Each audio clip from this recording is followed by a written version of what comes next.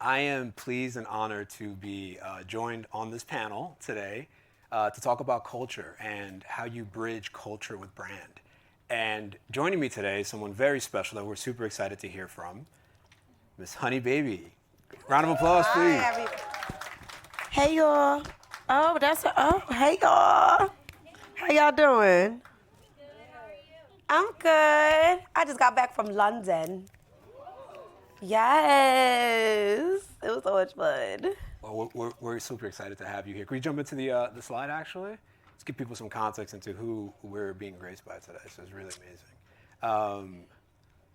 At SoundCloud, we really feel the connection with music, and we hope our users do too. And we really believe that that's like an emotional thing that is super powerful. And so with that being said, I'd actually like to play Honey Baby's music. So why don't you tell us about the song that we're about to play? Okay, so this is Left Eye. This song actually is one of my biggest records, and it's one of my favorite records. It's definitely the epitome of loving aggressively. Yes. This is Left Eye. Let's do it. Let's listen to a few seconds of this, y'all, because I think that's, at SoundCloud, we take music seriously, and no conversation about music can start without it.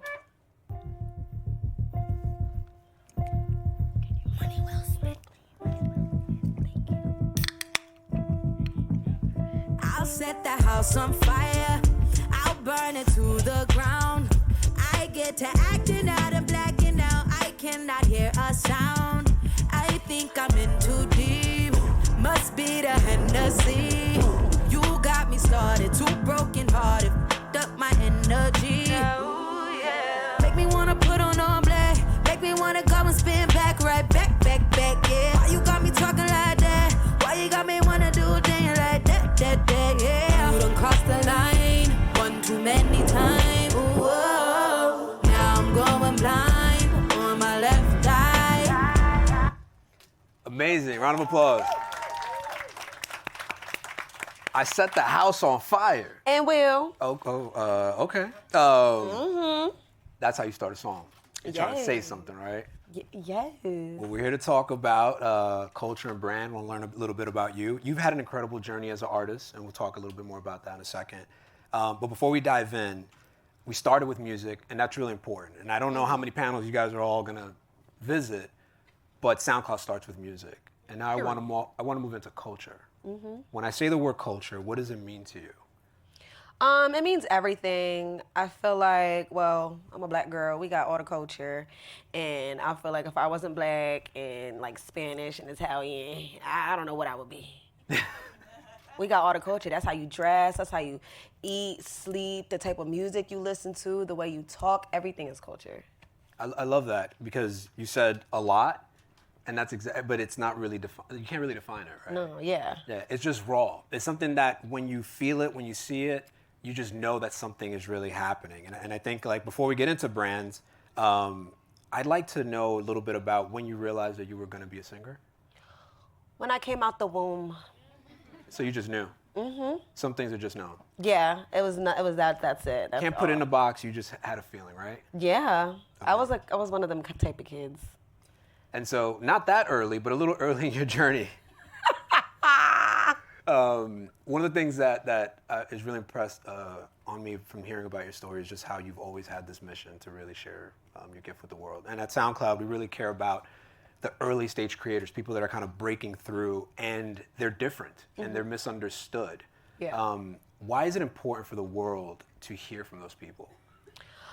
Because I feel like the world is so big that everybody that's misunderstood, like myself, we feel like we're so alone. We feel like it's only just us, and we feel like it's only 1 out of the 7 billion, when half of those 7 billion people feel the same way as you. And it's so good to hear people that make you feel the same way that you feel inside. Like, for example, Kaylani for me was like, oh my God, like I see her. I feel like she sees me. I love her story. I relate. Like the message she gives, it's like, yes, I've never seen that before. I related to her. I've never related to an artist like that in that sense. So that's amazing. At SoundCloud, like we think the same thing. Like that's what made me move from like these larger other big DSP companies to SoundCloud, where like the core ethos is really about finding what's next in music and what's next in culture. And for brands, to think about and take away from that is, it's raw, it's undefined, it's something that can't really be spoken, but it really again connects and it hits with people. And getting in early is something that is really important for communities. Moving on a little bit, I want to ask about how you think about when people say, you know, when you grew up on some really great artists, right? You talk about in your interviews about 2000s influences and stuff. These days, music has changed, and now there's this concept of music as like background filler, where it's just like in the background, it's noise, it's not as important anymore. What do you think about that? I think that's cap. I love that. Do y'all know what cap means? Because, I mean, if it wasn't important, then what do you do when you in the car in the morning? What do you listen to silence? What do you do when you take a shower? What do you do when you're at a party? What do you do when you're getting dressed? I mean, I know as girls, we either watching a show or we listening to music. What do you do when you sad? You listen to music. What do you do when you happy? You listen to music. It's not a background filler. It's a feeling that can never be replaced. Music can never be a background filler. And I feel like nowadays is just so much music now in the streaming era that people don't take the time out to find artists that they really like or music that they really like. They're just so focused on what's being in front of their face. Like, there's so much fire underground artists out right now. So it's like, we ain't background fillers. We the big fillers. Okay. Yeah. And for a brand that, you know, maybe doesn't have a strategy, or they don't understand like how to actually go from background to being the main vocal, like, what's your advice for them? Like, how should they look at artists like yourselves, and like how should they shift their perception from background to the main stage? I mean, they need to look at the bigger artists. All the bigger artists that are all up here, they all started down here. Nobody came in and just started from here. So when you're looking at smaller artists, you have to see what you like about them, see what other people like about them, and you have to see the bigger picture. Like, are they may be here now, but they could be here in the next six months. Like, you just have to really pay attention. Everybody needs to stop chasing what's so big. Everything doesn't start big. The flower doesn't grow big automatically. It's a seed. Right. You got to water it and plant it and watch it grow and tend to it and see it for what it is. That's amazing.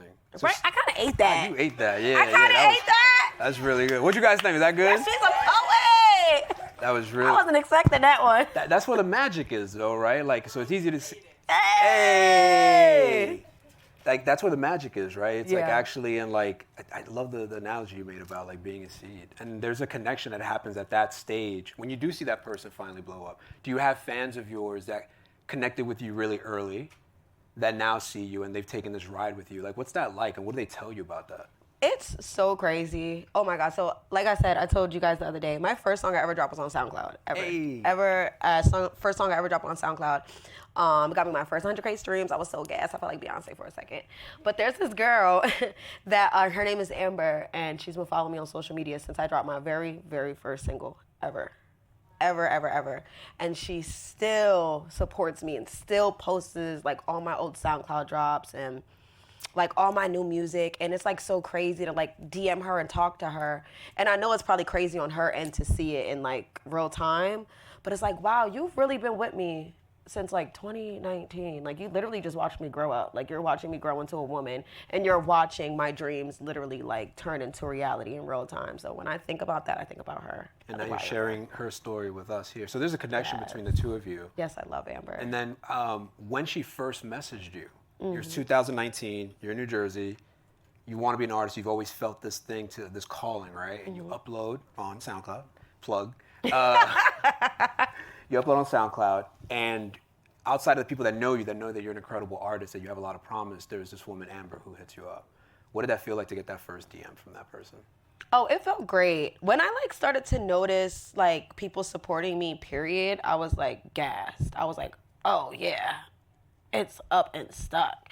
And then when I started to see the numbers just move like organically, and just people just like finding my music and people commenting and follow me from it, I'm like, yo, is this like people really like me and they like the way I sound and they like me enough to want to hear more and follow me and DM me and tell me how much they love my music? I almost peed myself out of excitement. And then, because I love the Amber story, I'm going to ask you another question. Like, how do you, your interactions, you still DM her, you still talk to her to this day? Yeah. Wow.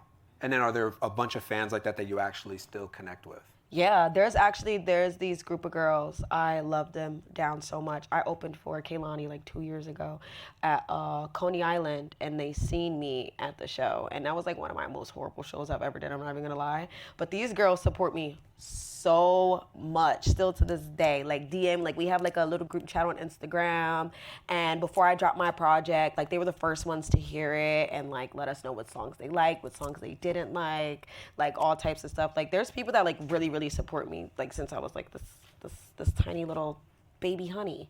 Yeah, little bee.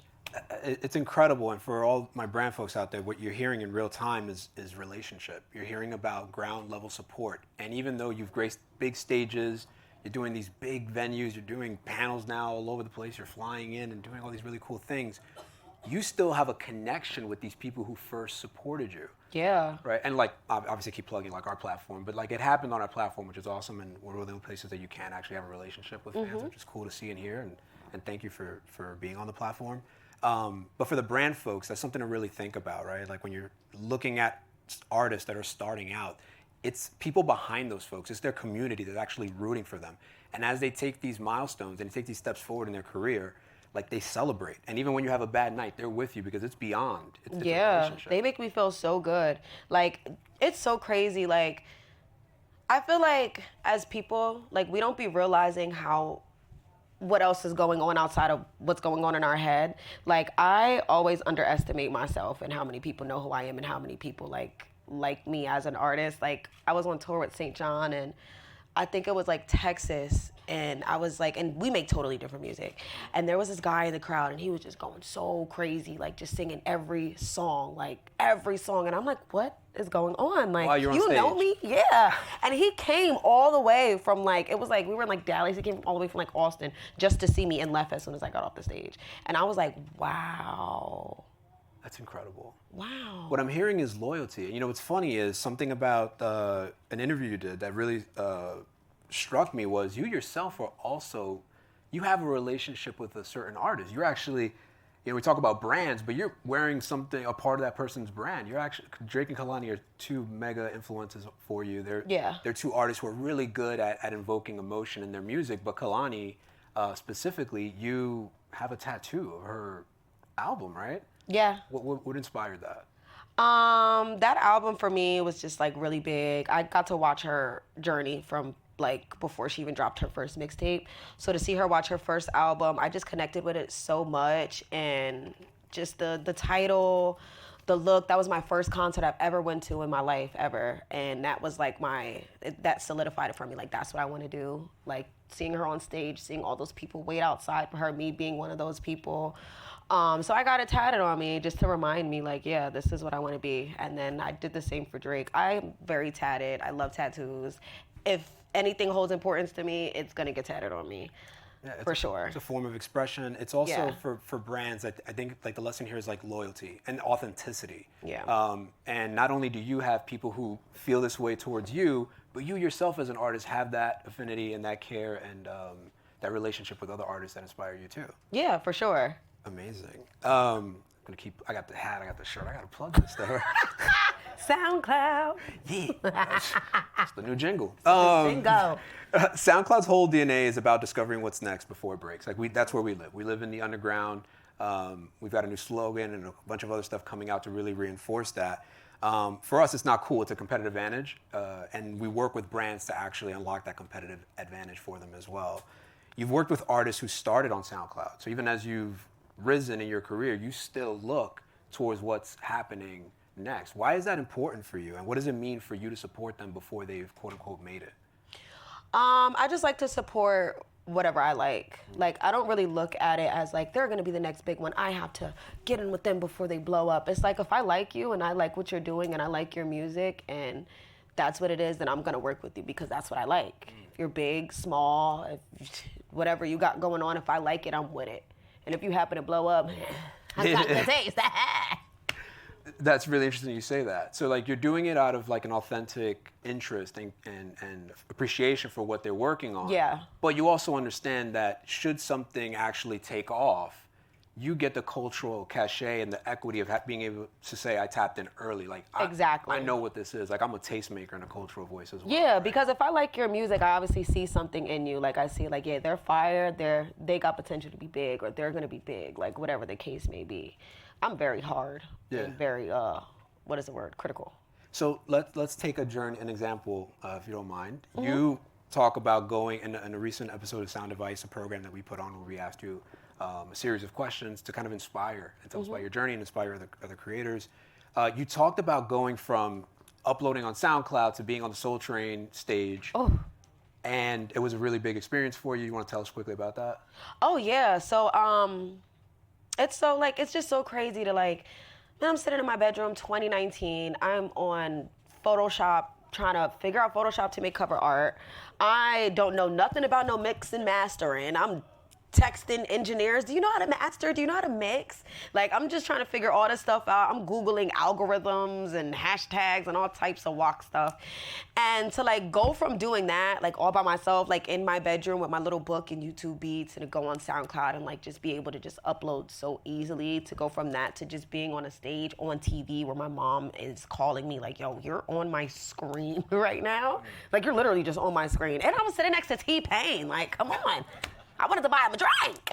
Like, to go from that to that is, like, it's just so crazy to think about. And, like, in those, like, in the time, in real time, you don't think about it like that until you go home and you sit back and you're like, wow, to go from here to here is crazy. It's like, I said I was going to do it, but to actually do it, I'm really that girl. You really are that girl. You hate that. Let's in a hypothetical world, let's say while you were Googling and trying to figure out Photoshop, there had been a brand that approached you and said, we want to meet new people that are as bold as you are, that are doing really cool things. We may not understand it, but we believe. We believe something can happen from this, right? Whether it's because of the genre of the music or where you're from, whatever. They just decide to partner with you. And so SoundCloud reaches out to you. We say, hey, we've got this amazing brand partner that wants to work with you. What would it have meant for you at that moment where you're doing all that searching? What do you think, like?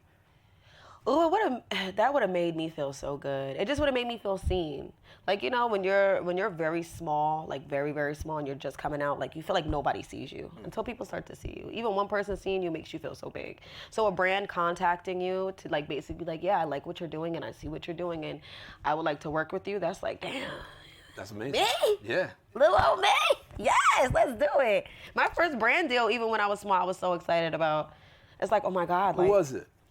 My first brand deal, oh my God. My first big brand that ever reached out to us was NYX in Art Basel. Yeah, NYX in Art Basel. And that's a company that you could go on my YouTube and videos, old videos. I wear their products. So to be wearing their products and to be having their lip products in my bag, to be sitting at dinner with them because they like what I have going on is crazy. Like, and now I have a really good relationship with them, and I'm still not this huge artist, but they really just like what we have going on, and they like the music, and they like everything that we're doing, that they want to rock with us. It's amazing that you say that. Like, again, I have to put on both hats, right? Like the music guy hat, but also like the marketer hat.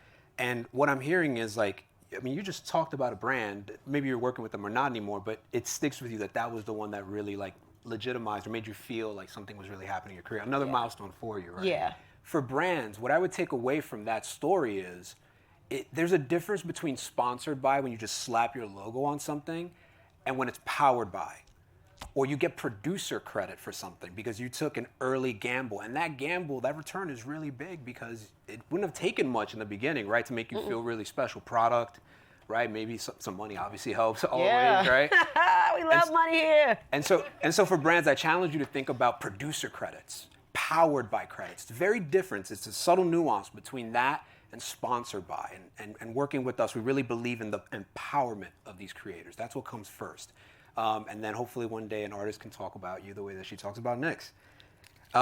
Let's talk about Gen Z. Gen Z and Gen Alpha, it's like it's a whole new level of fandom. They're very different how they express their fandom. Music isn't a background for them. They feel it very deeply. It's more community-based. You mentioned some of the communities. What do you notice about how they engage with music differently these days? I feel like Well, like I'm from social media era, so we feel a lot more connected to artists because we have the internet. You could see people tweet, post pictures, post videos, people reply back to you. So it's a lot different than just being like, I love this person, I have their CD, I want to go run to their concert. Like you're really connected to people. Some people feel so close to their favorite artist or influencer or actor, whatever it is, because of the interaction. It's like they don't feel like fake people anymore. They feel like real human beings. And we take that and we run with it. So it's like whatever they do, we want to do. Wherever they're at, we want to see. Like you're so invested into that. So it's not just music for them. It's like it's a lifestyle and a relationship. Like, I mean, because you're connected with them in ways that other artists from years in the past just couldn't be able to do.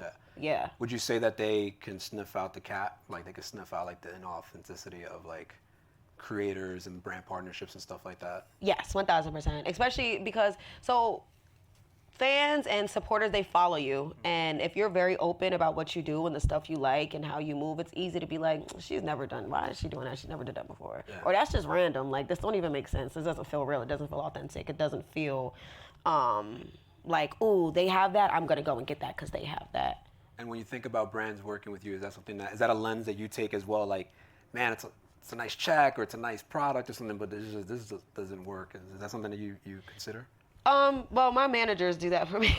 They know you, right? But so they know me. So if it doesn't, because our whole brand is authenticity. Like that's just who I am.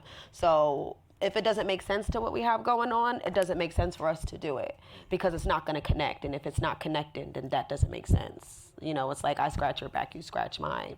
So for brands, like the takeaway here is for me is like slapping a logo or just going for amplification based on like someone's social media followers. It's something to rethink, right? Authenticity, connection. Who is this person? Do they connect with the audience they currently have? Do we think they'll connect with the audience that in the future that they might have? It's something to really consider as you move forward. Fans want to see authenticity. They want to see culture. They want to see respect and investment. Right? Exactly. Cool. I love that our session is called Culture Can't Be Bought. From your experience, what does it actually take for a brand to earn its place in culture? Well, one, it has to be authentic. I see so many brands just trying to change up what they do just because they notice what other people are doing, and it doesn't feel real. Mm-hmm. Like, for example, makeup brands. When Rihanna did 45 Shades, she did it because that's her brand. It made sense. Why is Joe Schmo down the block trying to do 45 Shades and you've been here for 45 years? You ain't never do 45 Shades. Nobody's going to buy those 45 Shades because that's just not what you do. So it doesn't make sense. Why are you doing it now? No. You have to get the culture. Wherever you're trying to get, like if you're trying to get, for example, like the black girls, like, you know, we like certain stuff. We wear makeup a certain way. We're all different types of shades, you know. You got to get into the black culture, but you got to stay there. Yeah. Don't try to run away from it. You know what I'm saying? Like, or if you're trying to get more of the suburban people, stay there. Don't try to get everywhere and all in one shot. That you're confusing us now. Yeah, what I love about that is like some brands, because they have deeper pockets, think I can buy my way into a scene or into a community or into a culture. And you can't. Some places cannot be bought. You have to be won over. You cannot buy yourself into, for example, like the alternative aesthetic. There, you can't buy them. You have to be there. You have to stay there. Like, you can't go from being Charlotte Rouge to Hot Topic. It doesn't make sense. Like, it don't make sense. Like, that's like Two-Face doing a whole emo line. You're co-ed, you're pretty, you're girly, you're girl la la. Nothing about you is dark. Why would you do that? Amazing. You got to stay to what makes sense to you, and you just elevate it, and you can tailor it around what's going on. You could tailor it around what might be trendy, or tailor it around what you notice people are liking more, but don't change your brand. Stick to your brand. What do you think makes a successful brand partnership for you today, and what might that have looked like back in 2019? I feel like you need to pay attention to what artists are doing. Like, for example, like me, I like makeup. I have very curly hair. Why would I do hair products that are meant for straight hair if I have curly hair? Or why would I wear very light makeup? Why would I do makeup that's more so very, what is the word I'm looking for? Like heavy, overly glam makeup. I don't do that. That doesn't make sense. Or sometimes I just don't wear makeup, so it makes sense for me to do a skincare brand. Okay? And like, I'm a singer, tea and vocal stuff and things like that. Like me partnering with like, what would be like a brand that would not make sense for me? Well, let's not mention any in case they're in the room. Oh my God, no, not a specific brand. I'm like, meaning like something. Okay, I don't like peanut butter. Okay. I don't like peanut butter. Sorry, Jiff, if you're in the room. I like crunchy peanut butter with apples. I don't like creamy peanut butter. Okay. I would not do a partnership. She's doing with an ad for a crunchy peanut butter right now. Peanut butter because I wouldn't eat it, you know? So how am I supposed to promote something that I'm not into? I don't know about that. My brother likes creamy peanut butter. He should do that. He could tell you all about the peanut butter. I wouldn't do it. I don't like creamy peanut butter. So if you could dream up a perfect brand collaboration, what would it be? Oh my God, Hello Kitty, Sanrio. Why is that? My girls are Hello Kitty. I have Hello Kitty tatted. My whole house is Hello Kitty. I'm just very girl la la. Anything pink, Hello Kitty, anything that when you see it, it's just like, that's so girly. That's just me. That's just who I am. We've gone from learning about you in 2019, pressing upload on SoundCloud, to being on the Soul Train stage and performing with Lil' Kim, doing songs with Busta Rhymes. What an incredible journey. You should be like insanely proud. I know we are. Well, thank you. When we started with you, right? Everybody clap. You've hit a bunch of milestones, like getting your first playlist, and we've given you billboards as well. Like, what do those things mean to you? How did you celebrate? I just learned to start taking things in very, very, very recently. I am definitely one of those people that are like, oh my God, I accomplished that. What's next? Or I'd over-criticize myself every time I do something. But when I look back at all of my accomplishments that me and my team have done, it just feels really good. And it just always reminds me that, you know, you could do anything that you put your mind to. Like, you're not incapable of anything. Nothing's impossible. Like, I'm from Asbury Park. It's a very small town. Nobody comes from there. It's 1 square mile. It's ghetto as hell.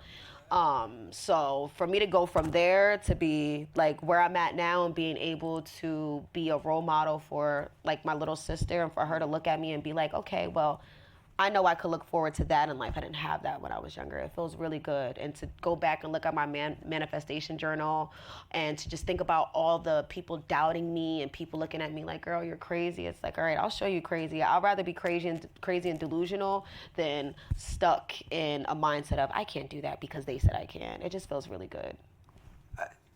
You are incredible, and this journey is incredible. And for all the folks in here, brands, marketers alike, that this journey that we've taken with Honey Baby today, that is the special story. And that's the thing that sticks with people. I've been fortunate enough to work with a great team that we constantly are looking for these things at their most nascent, most emerging level. I'll share another story with you. Just a game I usually like to play when I do these kind of panels. I'm going to pretend to be somebody. You're going to tell me who I am. You guys ready? Okay. You said nobody said anything, but we'll assume you're ready. Who am I? I just got fired from my job, but it's okay. I'm going to walk into studios tomorrow. Was that it? It's Doshi.